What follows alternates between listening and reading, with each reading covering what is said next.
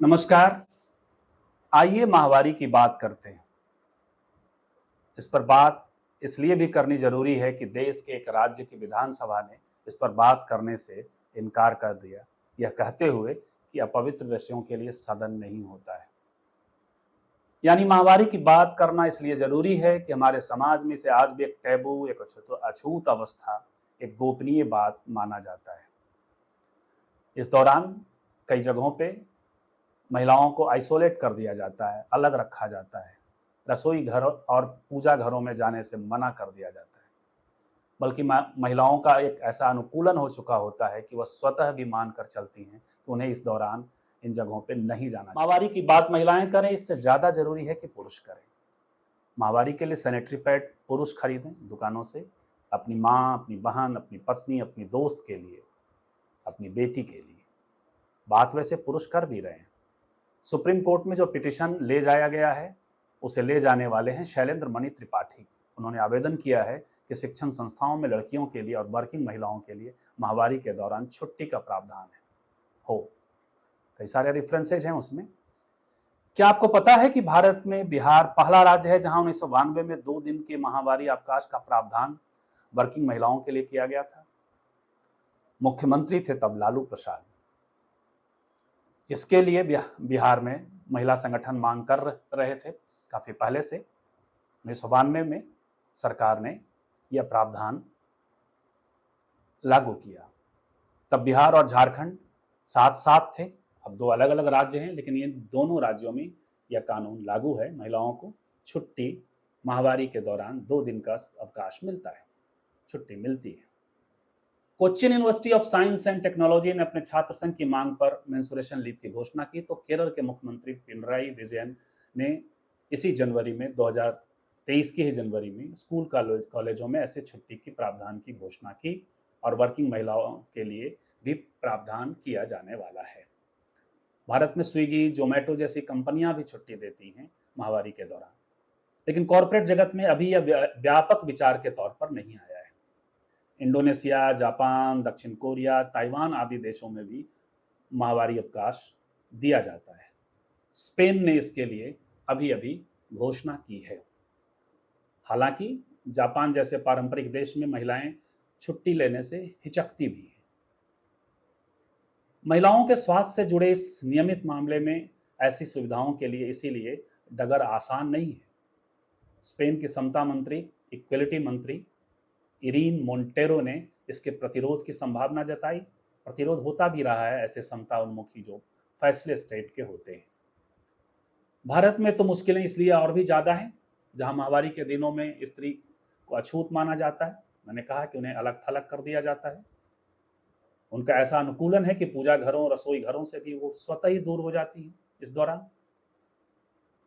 और ऐसा उस देश में है जहां प्रजनन के कारण ही, प्रजनन क्षमता के कारण स्त्रियां देवी मानी जाती हैं।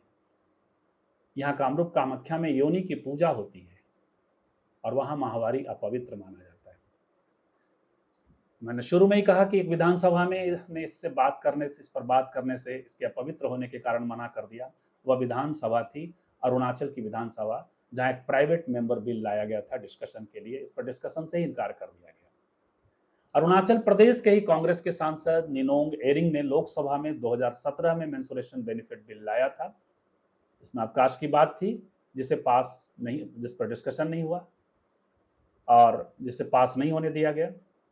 जाहिर है उस दौरान महिला एवं बाल विकास मंत्री स्मृति ईरानी ने किसी भी तरह के अवकाश के प्रावधान, एक सवाल के जवाब में उसके बाद किसी प्रावधान से इनकार किया और ऐसी कोई योजना भी सरकार के यहाँ नहीं है, ऐसी सूचना उन्होंने संसद में दी।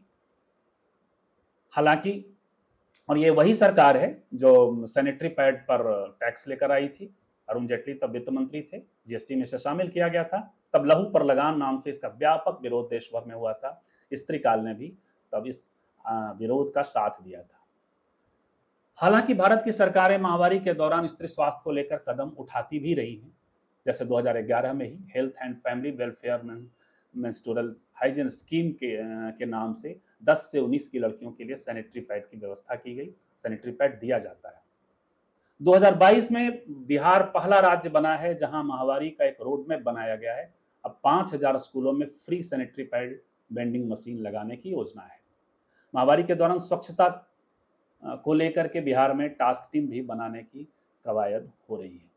यानी एक बार फिर बिहार ने एक महिला और समता महिला के मतलब जेंडर इक्वलिटी के पक्ष में एक कदम उठाया है। महिला के पक्ष, महिलाओं के पक्ष में, स्त्रियों के पक्ष में एक कदम उठाया। माहवारी और स्वच्छता का रिश्ता महिलाओं की मोबिलिटी के साथ है। जिस समाज में स्त्रियां जितनी गतिशील होंगी, पब्लिक स्फीयर में भागीदार होंगी, वह समाज उतना ही उन्नत होगा। जरूरत है कि महिलाओं के स्वास्थ्य को देखते हुए योजनाएं बने, शहरी और ग्रामीण विकास की योजनाएं बने। जरूरत है कि वो स्वच्छ टॉयलेट्स हों, स्वच्छ सार्वजनिक प्रसाधन हो। माहवारी के अवकाश का मामला अभी न्यायालय में है, सुप्रीम कोर्ट सुनवाई कर रहा है। वहाँ कई सारे रेफरेंसेज हैं। यूनिवर्सिटी कॉलेज ऑफ लंदन की एक स्टडी का रेफरेंस दिया गया है, जिसने पाया कि जो इस दौरान जो पीड़ा होती है माहवारी के दौरान कुछ महिलाओं को, वो हार्ट अटैक के बराबर की पीड़ा होती है। एक टेनिस खिलाड़ी अपना खिताब हारने के बाद बताती हैं कि माहवारी की पीड़ा के कारण वो खिताब हार गई। तो समझा जा सकता है कि कितनी जरूरत है माहवारी अवकाश की। लेकिन यह एक देश के लिए, एक लोकतांत्रिक देश के लिए चिंताजनक है कि इस पर न्यायालय विचार करे, इस पर संसद को विचार करना चाहिए, कानून लाना चाहिए। लोकतांत्रिक समाज में संसद सबसे बड़ी चौपाल होती है, लेकिन एक समाज के रूप में हमारे यहाँ महिला विरोध की जड़ें बेहद गहरी हैं, और संसद तो समाज का ही, जनता का ही रिप्रेजेंटेटिव संस्था है। हालांकि यह स्टेट को भी रिप्रेजेंट करती है, यहाँ से कानून बनते हैं, और स्टेट समाज की तुलना में अक्सर प्रोग्रेसिव होता रहा है। लेकिन हमारे यहाँ ही क्यों, जापान में भी अवकाश के बावजूद महिलाएं माहवारी को लेकर के सामाजिक टैबू को देखते हुए छुट्टी, जैसा कि मैंने शुरू में ही कहा, छुट्टी लेने से हिचकती है। माहवारी अवकाश को लेकर के बहुत सारे विरोधी राय होंगे, जाहिर है, लेकिन कुछ स्त्रीवादियों की भी राय माहवारी अवकाश को लेकर के अलग है, इसके विरोध में है।